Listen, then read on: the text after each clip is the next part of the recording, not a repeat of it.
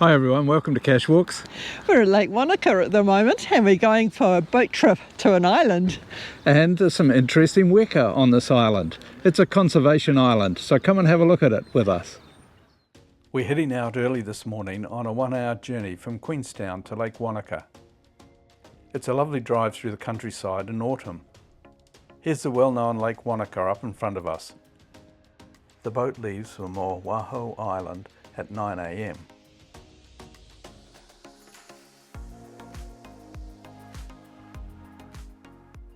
It looks like we're the first people to arrive.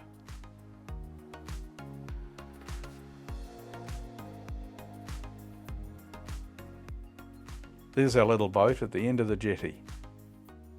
We're travelling with Eco Wanaka. Let's go aboard.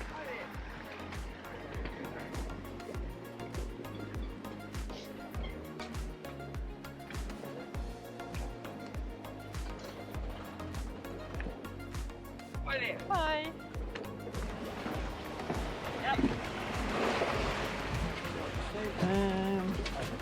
We are planting a small totara tree on the island, leaving the wharf slowly before picking up speed.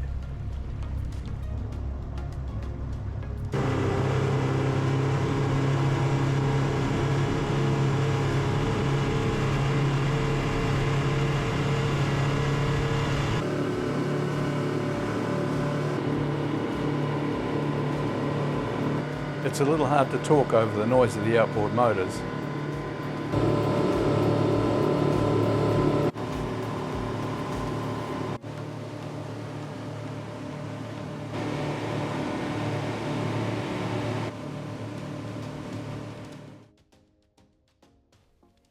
Here's an island with a lake, with an island, with a lake. We will walk up to a small lake here in search of the flightless Buff Weka. We're slowing as we approach the island.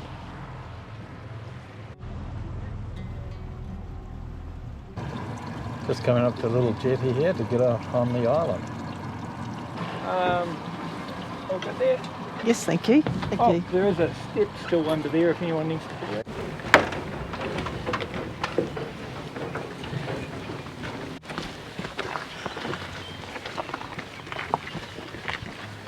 A lovely view of Lake Wanaka from the landing site. Our boat is brought into this bay to keep the jetty free for other landings. Moawaho Island is a sanctuary, so no geodogs allowed. An apple tree remains from an old settler's garden long gone from the island. Craig, our guide, explains why the island is so important. Those farmers that were here in the 1850s, well, we all know the story. They missed their rabbit stew. So they brought rabbits in, and in this high country area, it turns out that 5 rabbits eat about the same amount as 1 sheep. So they were getting basically run off their land. They couldn't sustain their sheep because the rabbits were eating all the grass.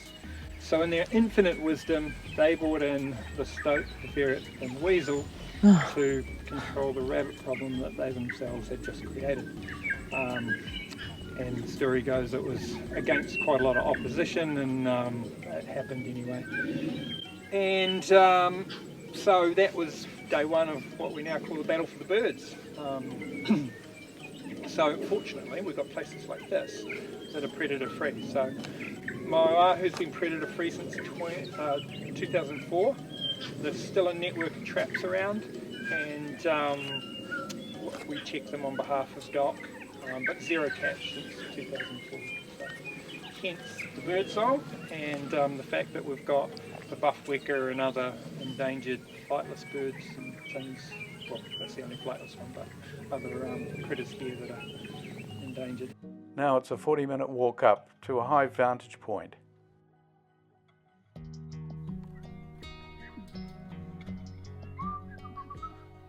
Craig stops to explain the strange link between the lancewood, a native tree, and the now extinct moa. The moa would strip the leaves of the trees and grind them up in its tummy. The lancewood went, "You know what? I'm going to outsmart you, Mr. Moa," and it developed this fibrous, waxy, leathery leaf that the moa didn't want to try and eat, and if it did, it would make it sick. The moa goes, mental note, don't eat that one. The really remarkable thing is when the tree gets about this height, its whole leaf structure changes, and that's the upper reach of the moa. The leaves are going to go up, they're going to be rounder and softer, better able to process the sun's energy, and as soon as it gets to the point where it's got a critical mass of the new leaf, it'll drop these all away. On to the next stop to learn about the flightless Buff Weka. All that damage there, can you guess how it came apart? Who did that? It was the Buff Weka. It will climb along looking for where all the critters are and then dig around looking for lunch. Can you guess what he's looking for? Hoo-hoo grubs. So those trees that have fallen are all full of hoo-hoo grubs. And that's the favourite food of a Buff Weka. Craig's tasted these and he says they taste a little bit like peanut butter and sawdust. Okay, so now what's going to happen, probably before we get back, is a weka's going to come around and smell the fact that this has been broken up and really go to town on this. So. The Buff Weka went extinct on the mainland and was saved by predator-free islands like this one. Our next stop is all about the mountain stone weta. But the mountain stone weta is getting lots of attention for some really special reasons. So essentially they have a thermostat. When it gets down below zero somewhere, he produces a protein that essentially isolates the moisture from his cells, and he goes into sort of a cryogenic sleep. 85% of his body will freeze solid for, can be months. And so science is going, well, wait a minute, space travel, open heart surgery, if we can unlock the secrets to that process, maybe there's some human application. So the mountain stone weta is actually quite endangered, native as well, and Kiwi Ingenuity got involved and we come up with the Weta Motel.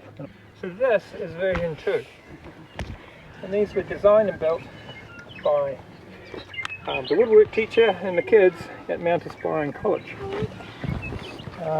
Sheet metal on the top, heats up nicely in the sun, 4-bedroom apartment, and you can see they've got inhabitants. So this is the mountain stone weta. This is a bit of a little guy, they get quite a bit bigger than that. As they get older, they're called the bull males, their jaw and their head gets deeper. So the real big guys have got a really deep head. And apparently, like a moose, if you've got a big rack, that makes you particularly attractive to the ladies, and same with the big head on the mountain stone weta. There he is. He's a bit grumpy because I woke him up at 3 o'clock in the morning. And I won't mess around with him too much, so we'll let him go back in there. Go on, please. There you go.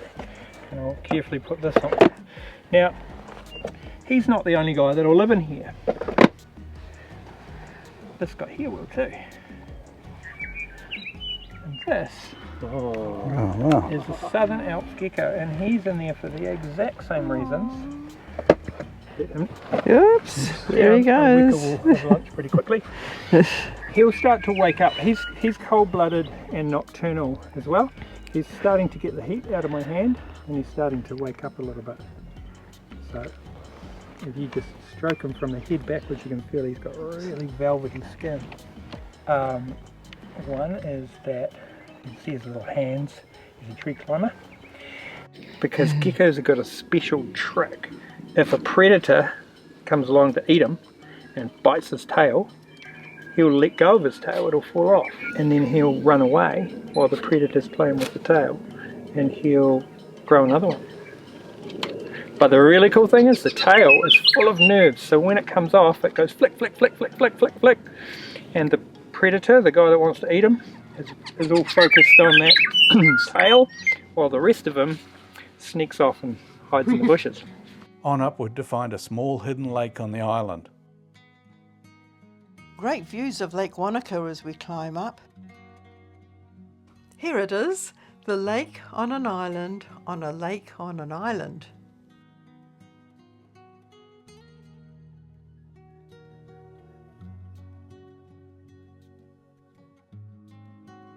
Such a beautiful place.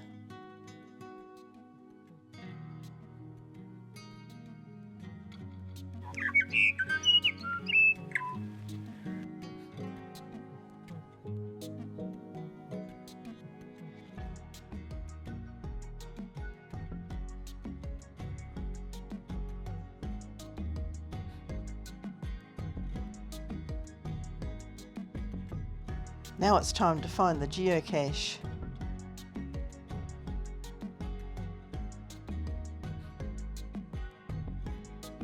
Okay, we're at ground zero in this awesome location. Only 2 meters away somewhere. Better have a hunt for it. Where would you hide the cache? Let's have a look.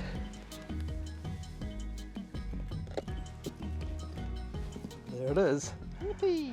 Okay, there's a little monkey. I remember that game. That was neat, eh? You connect them all up. Little tank. Some extra logbook. Oh, that's the logbook. There's a thing about geocaching here, what a geocache is, in case the muggle finds it.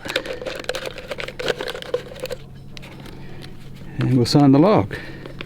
But we also stick our little baby kiwi par tag. Although there are no kiwis on the island, only Weka. Alright, put that away for the next person.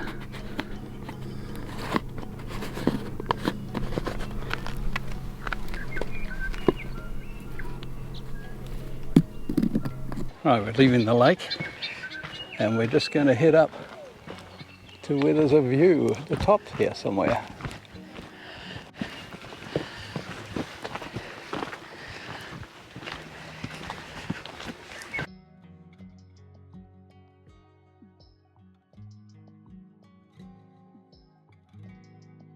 We're nearly at the top.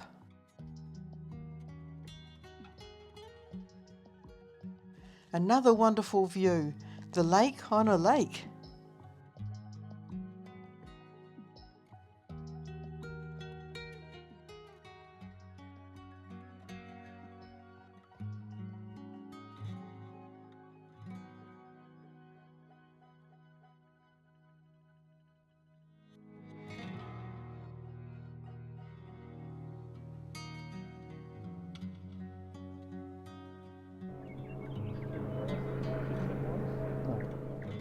Now it's down to plant the totara.